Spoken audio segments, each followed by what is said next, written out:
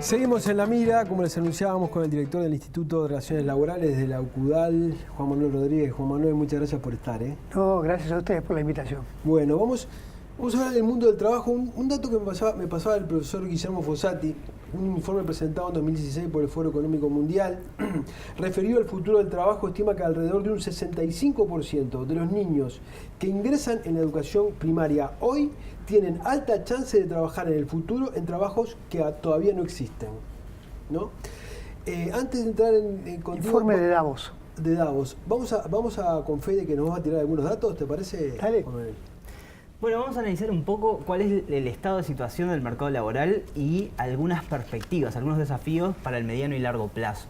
Primero, si vemos la primera gráfica que preparamos para hoy, tenemos la evolución del empleo. ¿Qué viene pasando a lo largo de los últimos años en lo que es la cantidad de puestos de trabajo que hay en la economía uruguaya? Y como vemos, la línea que marca la tendencia, que es el promedio de los últimos 12 meses cerrados en cada entrega que hace el Instituto Nacional de Estadísticas, nos muestra que seguimos perdiendo puestos de trabajo, y si acumulamos desde el máximo que tenemos a finales de 2014, ya vamos perdido casi 40.000 puestos de trabajo. Es un volumen de empleo grande y que se concentra además en algunos perfiles en particular, porque si vemos en la segunda gráfica tenemos qué pasa con el empleo en menores de 25 años y vemos que la tasa de ocupación del público más joven, de los uruguayos más jóvenes, está en sus niveles más bajos al menos desde el año 2006, y eso así porque las estadísticas comparables empiezan en ese año, con lo cual la situación hoy de acceso al mercado laboral para los más jóvenes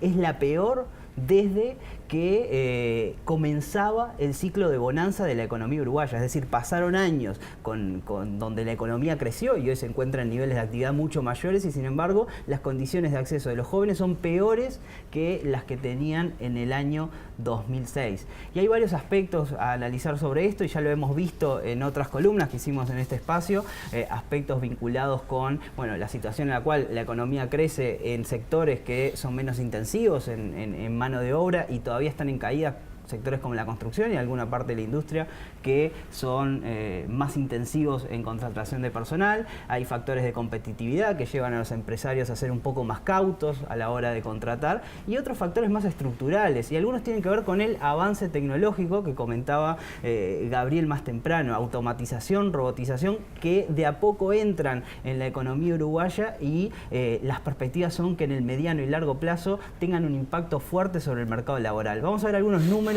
de un trabajo que hicieron Gonzalo Zunino y Aboal del Instituto SIMBE, en el cual ellos ven la probabilidad de automatización de una serie de puestos de trabajo en Uruguay y qué impacto va a tener en los próximos 20 años.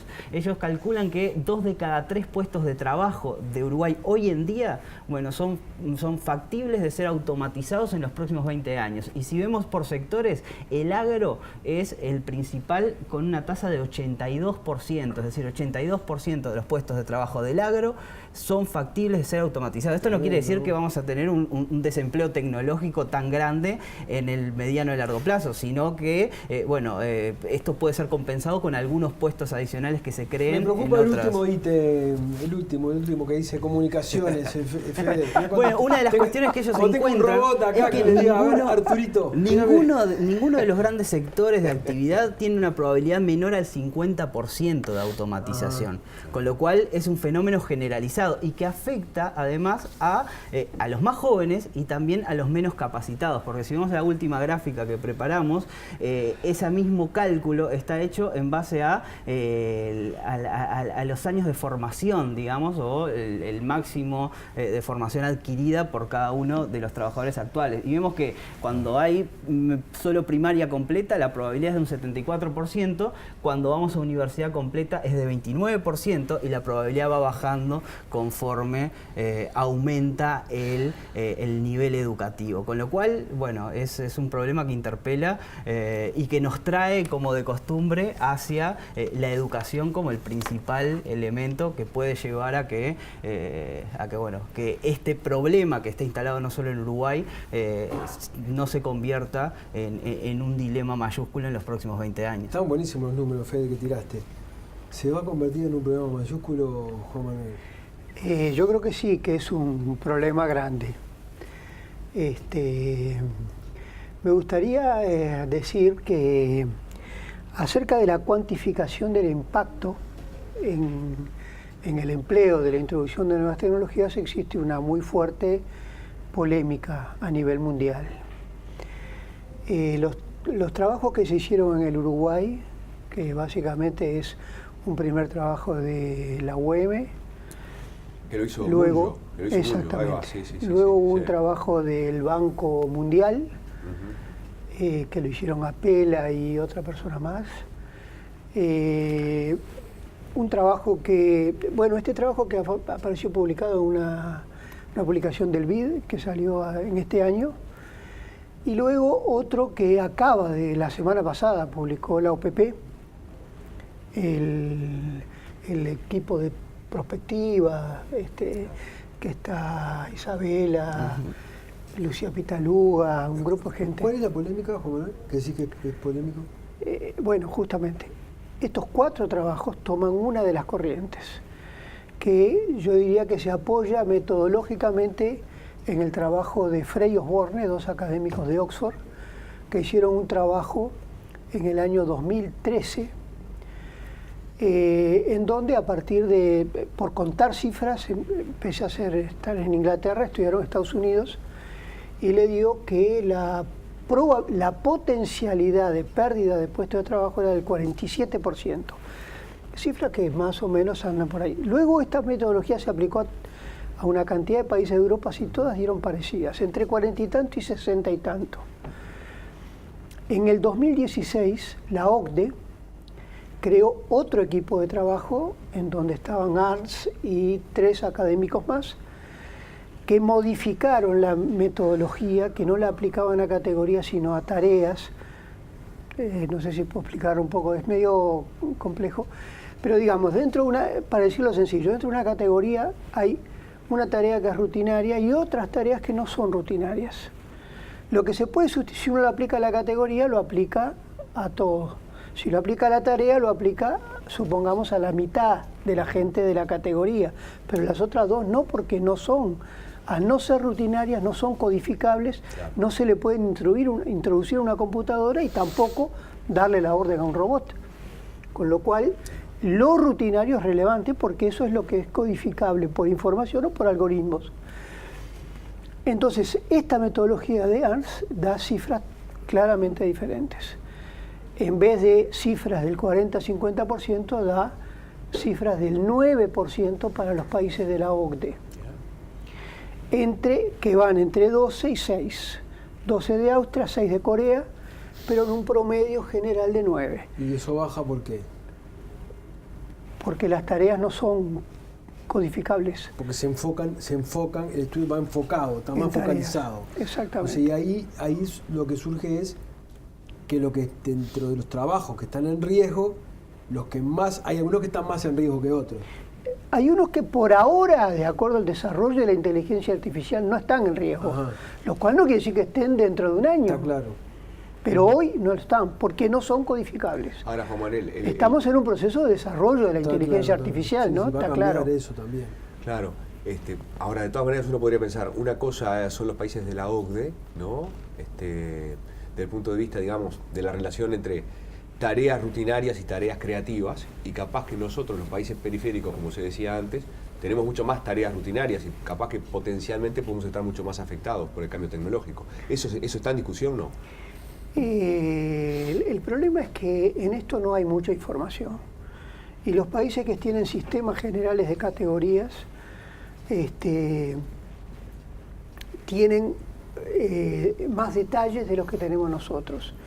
En América Latina no hay muchos estudios de simulación de estas cuantificaciones.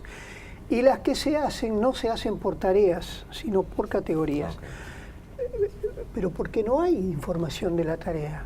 Ahora, más allá del diagnóstico quiero decir, no es que esta información esté mal, Claro. es que otra cosa, hacerla más detallada, yo creo que va a chocar con problemas informativos. Por eso es que se aplica lo que también se aplica en otros países. Pero ya a nivel de los países de la OCDE, donde nació la metodología, se está cuestionando. Ahora, más allá de la cuantificación de cuántos son los puestos de trabajo en peligro, lo que es cierto es que hay una alerta, digamos, no solo por la perspectiva de avance tecnológico a futuro, sino también por la incorporación actual de estas tecnologías, que ya están afectando. Sin ir más lejos, hay supermercados que ya incorporaron en Uruguay cajas en las cuales están completamente desatendidas. Sí. Entonces, y sin ir más lejos, hay otros sectores, como puede ser también el de las ventas telefónicas, donde ya hay tecnologías de chatbots que gestionan la atención y el relacionamiento con el cliente, una tarea que antes la desempeñaba una persona. ¿En el mundo financiero? En el mundo financiero, en el agro. Y vamos a hablar del mundo financiero, pero yo te quería preguntar, esto que se está planteando ahora como una cuestión de debate central, que es la economía crece, pero los puestos de trabajo no. ¿Eso tiene que ver solamente con el impacto de la tecnología o hay otros factores que explican que los puestos de trabajo no aumenten? Yo coincido en lo que decía él. Yo creo que si uno ve qué creció y qué no creció. En este 2,8% hay sectores que crecieron y que no crecieron. ¿Qué creció sustancialmente? El comercio. Creció el comercio, mayorista y minorista, creció la educación, la salud, las empresas públicas, en el producto, ¿no? De estos no todos sectores, salvo el comercio que tiene 20% de la mano de obra ocupada, el resto son todas cifras cercanas al 7%. Pero hay dos sectores que sumados son el 19% de la personal ocupado, que es la construcción y la industria manufactureras, que cayeron entre 6 y 7 y pico por ciento. Es decir, el comercio creció un 9 y el comercio ocupa. Otra cosa que ocupa cayó. Es decir, cuando uno tiene que ver la relación entre el crecimiento del producto y el crecimiento del empleo, tiene que ver dos cosas adicionales. ¿Cuáles son de los sectores que crecen y no crecen los que tienen más empleo y menos empleo? Y luego, ¿cuál es la elasticidad? ¿Qué quiere decir esto? Si aumenta un punto el producto, ¿cuánto aumenta el empleo? No pasa esto lo mismo en todos lados. Por ejemplo, en el sector público puede aumentar la generación de energía, pero no va a aumentar el empleo nada. El agro tuvo un crecimiento importante. ¿Cuánto ocupa el agro? Cifras de junio, 4% de la mano de obra. Claro. El agro crece un 20% y no se mueve la aguja del empleo. Claro.